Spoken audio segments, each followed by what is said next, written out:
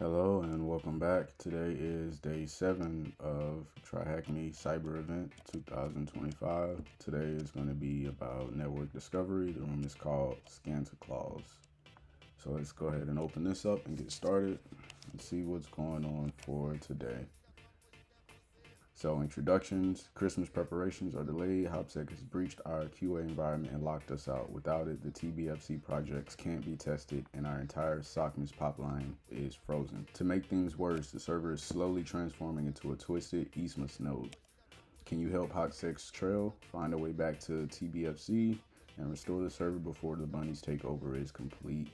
For this task, you'll need to check in every place to hide, every open port that bunnies left open. For this task, you'll need to check every place to hide, every open port that the bunnies left open, and protect it. For this task, you'll need to check every place to hide, every open port that the bunnies left unprotected. Good luck. So today's learning objectives are going to be learn the basics of network service discovery with Nmap, learn core network protocols and concepts along the way, apply your knowledge to find a way back into the server. So let's go ahead and get this attack box started, as well as the target machine. So now our attack box is loaded up as well as the target machine. So let's go ahead and complete this and move on. So it looks like we have 6 questions here, and we're just going to start from the top. So discovering exposed services. Although we lost access to the QA server, at least it's still active and we know its IP address. That's good news since we can now counterattack and hopefully find our way back. Ensure you understand basic networking concepts like ports, and let's plan the engagement. So step 1 is know your target. In our case, it's TBFC-devquay01 with the IP address. So what we're going to do is scan the IP for open ports, especially common ones like 22 for SH and 80 for HTTP. So we can go ahead and do that now. Let's open up our terminal and let's do nmap sv for show version, and we're going to do 10.64.133.19, and this is going to run. So now that that's complete, we can see here, like they said, port 22 for SSH and port 80 for HTTP. We can see on the SSH server that they're running OpenSSH 9.6 P1 Ubuntu, and for the HTTP port, they're hosting on Nginx. So now that we see that, so this is a simple scan that they ran. Nmap, they ran it without the SV flag. This -SV here simply means show version. So the version would be the actual service that that port is using. So here they didn't do that. So it's a different output of just SSH and HTTP. The command scanned the top 1,000 most commonly used ports and reported if any service were running there. The only results you received are an open SSH port for remote machine access and a HTTP port for a website. This means you can now access the server via SSH if you know the password, or open the website by visiting this from the attack box. So let's go ahead and copy this IP and go visit the website and see what is there. So let's move this down. And here's the website. It says it's locked. We must submit the full key to proceed. So now let's look at scanning the whole range. It looks like the website is defaced by bad bunnies, and we don't know the key to enter the admin panel. But worry not, we just scanned 1,000 ports, but there are actually 65,000 ports where other services can hide. Now let's add the P argument to scan all ports and script banner to see what's likely behind the port. So we're going to rerun that script. But instead of just running the SV to show the version, we're also going to add that P flag, as well as the script banner flag.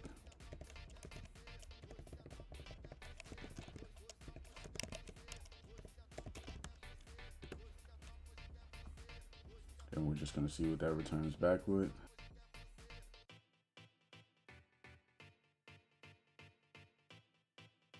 And we can see here the scan is now finished. It did take a while, but we can see that there's a couple more ports. There's a TCP port open here. We also see a FTP here, and this one is the TBFC unknown port. We don't know what that one is, but we do see an additional FTP that is usually on port 21. So now that we have that, let's go back over here and see what they want us to do with this. So it looks like he found a running FTP server and some custom TBFC application. Even though FTP runs on port 21 by default, it's possible to change the port to any other one, such as 21212. Let's try accessing the FTP in anonymous mode with the FTP command to see if we can find our way in. So for FTP, we're just going to do FTP and then the address. It's going to prompt us for a login, and we'll just bypass that by pressing enter to do anonymous login. Connection timed out. Okay, so since it's not on port 21 by default, we have to actually import the port ourselves. So let's go ahead and hit exit, and we're going to go back, and we're going to put the port. It was on 21212. So let's rerun that. It's asking us for the name. We're going to skip that. And after we skipped it, it lets us know here, 530 error, this FTP server is anonymous only, which is what we want because we don't have a password. So we're gonna copy that.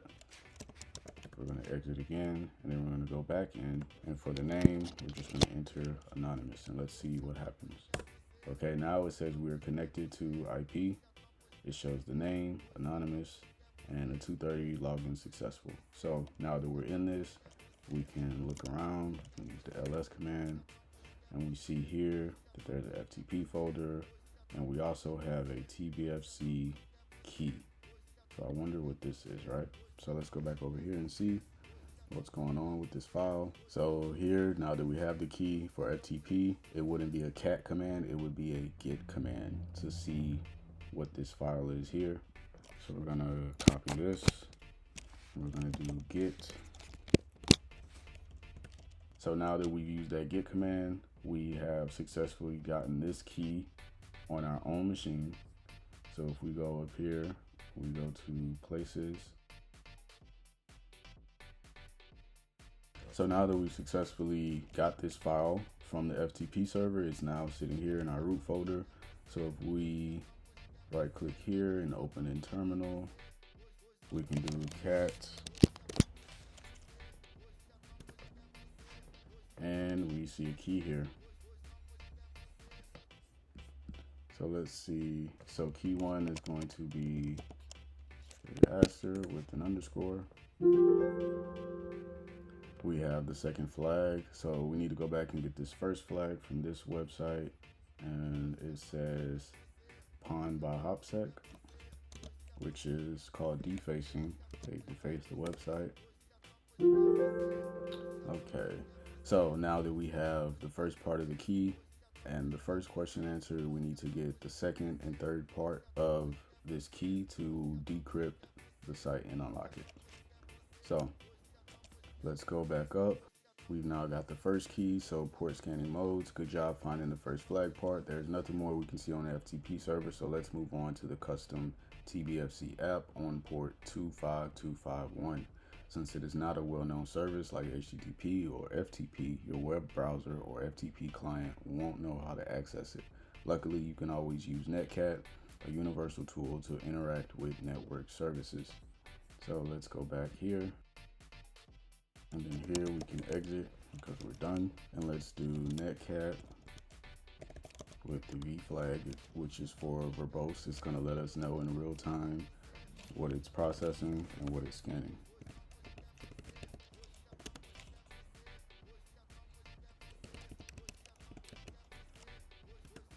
So it says connection succeeded.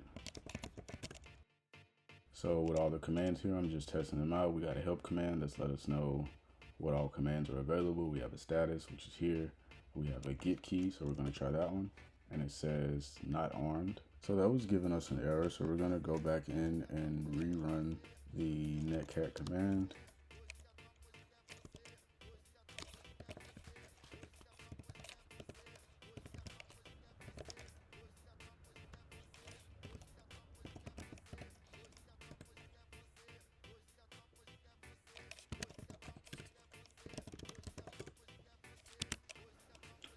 Okay, so that succeeded, and now we have the second key. So we're going to go ahead and copy that.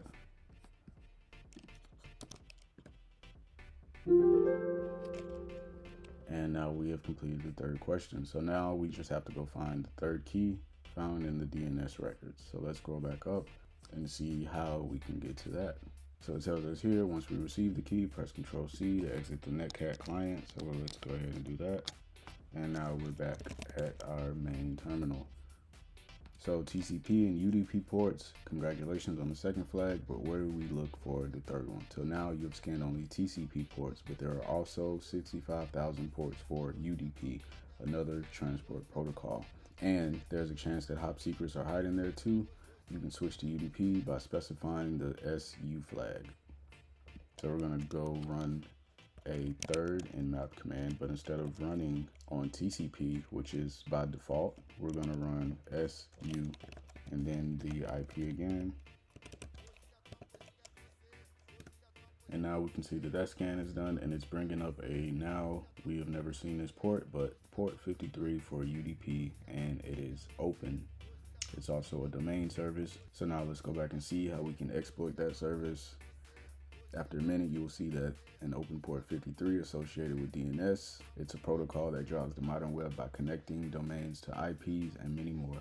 DNS is a complex topic and many secrets can hide there, but let's just ask the DNS server if it knows the key by using the dig command. So let's use dig, the @ command.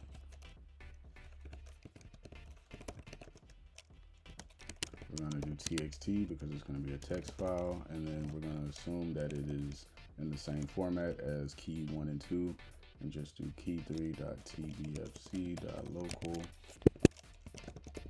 and short.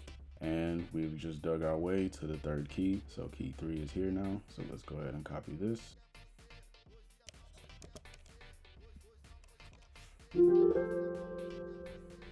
And we have now found the third key. So now that we have got part 1, 2, and 3, we can go here and combine them. So let's do part 1, part 2, and part 3. That was the correct key, so the terminal is now available.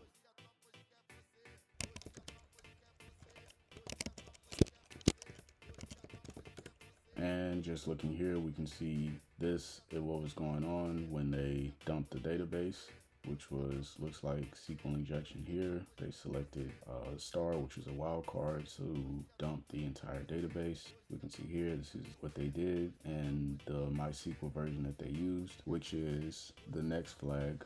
Let's look here, let's see. So this is their local, this P flag is the port, so 3306 is going to be the next answer. And there we go. So now we have one flag left. It says, finally, what's the flag you found in the database? So let's see. All right, so now that we have this, we're just gonna copy this command to see if we can get it to spit back out. So I'm gonna go here, go paste. And there we have the last flag. So we're just gonna copy this.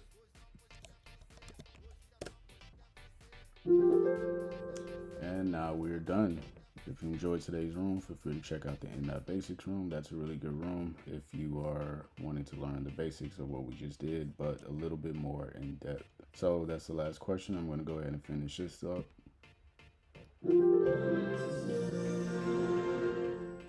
And we are done. If you're watching this on YouTube, please make sure you follow me on Twitter at rxsklife. If you're watching this on Twitter, make sure you follow me on YouTube at rxsklife.